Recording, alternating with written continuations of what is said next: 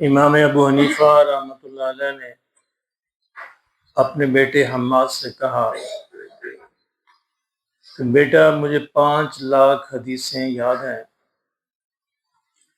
لیکن میں تمہارے لیے تمام حدیثوں کا نچوڑ، ان کا خلاصہ صرف 5 حدیثوں میں بیان کرتا ہوں۔ اگر تو 5 حدیثوں کو اپنے پلے باندھ لے تو تو سمجھ لے کہ تو نے 5 لاکھ حدیثوں پر عمل کیا۔ بیٹے نے کہا کہ ابا جان ضرور بتائیے۔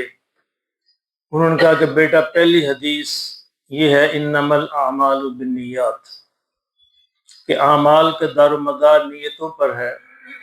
بیٹے اس حدیث کو تو نے پلے باندھ لیا تو تیرے سارے اعمال ٹھیک ہو جائیں گے اور اللہ کے لیے ہو جائیں گے۔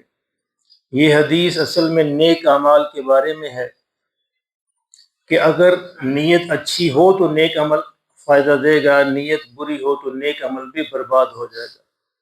جو عمل برا ہے، جو عمل حرام ہے، وہ حرام ہی رہے گا، اس کو نیک نیت اچھا نہیں بنا سکتی۔ اس لیے اس بات کو ہمیشہ یاد رکھنا چاہیے کہ انما الاعمال بالنیات کا تعلق نیک اعمال کے ساتھ ہے۔ برے عمل برا ہی رہے گا، اس کو نیک نیتی جو ہے وہ اچھا نہیں بنا سکتی۔ تو بیٹے نے کہا ابا جان دوسری حدیث، آپ نے فرمایا کہ دوسری حدیث ہے کہ من حسن اسلام المرء ترکہ ما لا یعنیہ، کہ دوسری حدیث یہ ہے کہ تمہارا اسلام اس وقت خوبصورت بنے گا جب تم لا یعنی باتوں کو چھوڑ دو، فضول باتیں، بیکار باتیں جن سے نہ دنیا کا کوئی تعلق ہے نہ دین کا کوئی تعلق ہے، ان تمام باتوں کو چھوڑ دو۔ جس طرح دوست یار بیٹھے 2 گھنٹے 3 گھنٹے کبھی گپ شپ لگا رہے ہیں، گپ شپ کا کوئی مقصد نہیں، کوئی مطلب نہیں ہے، وقت کا ضائع کرنا ہے۔ تو آپ نے فرمایا کہ اگر تم ان بیکار باتوں کو چھوڑ دو گے تو تمہارا دین خوبصورت بن جائے گا، تو اللہ کے نزدیک بھی خوبصورت ٹھہرے گا، آخرت کے اندر بھی خوبصورت ٹھہرے گا۔ اور کہا کہ دیکھو تیسری حدیث یہ ہے کہ المسلم من سلم المسلمون من لسانہ و یدہ، کہ اصل اور سچا اور حقیقی مسلمان وہ ہے جس کی ہاتھ اور زبان سے دوسرے مسلمان محفوظ رہے۔ معاشرے میں رہتے ہوئے انسان انسانوں کے درمیان رہتا ہے، اس لیے دائیں بھی بائیں بھی آگے بھی پیچھے بھی خیال رکھنا چاہیے کہ میرے کسی عمل سے دوسرے کو تکلیف نہ پہنچے، نہ میری زبان سے نہ میرے ہاتھ سے۔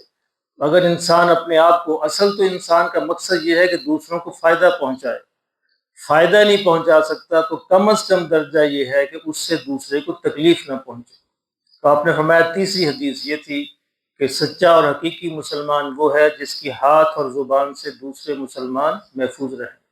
اور فرمایا کہ چوتھی حدیث یہ ہے کہ لا یؤمن احدکم حتی یحب لاخیہ ما یحب لنفسہ، کہ تم اس وقت تک یعنی سچے مومن نہیں بن سکتے جب تک اپنے بھائی کے لیے بھی وہی نہ چاہو جو تم اپنے لیے چاہتے۔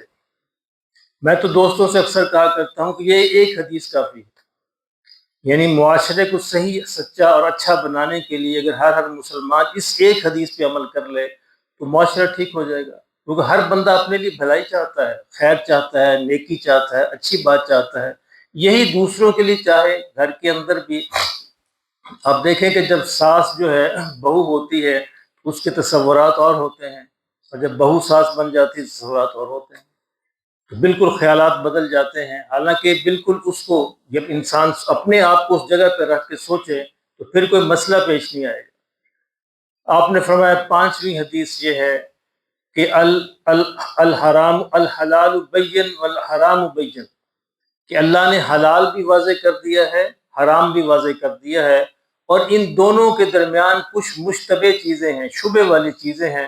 اور حضور نے فرمایا صلی اللہ علیہ وسلم کہ جس نے اپنے آپ کو شبہ والی چیزوں سے بچا لیا اس نے اپنے دین کو بچا لیا، کہ حلال تو واضح ہے ہی، سب پہ واضح ہے، حرام بھی واضح ہے، کچھ چیزیں مشتبہ ہوتی ہیں، شک پڑ جاتا ہے۔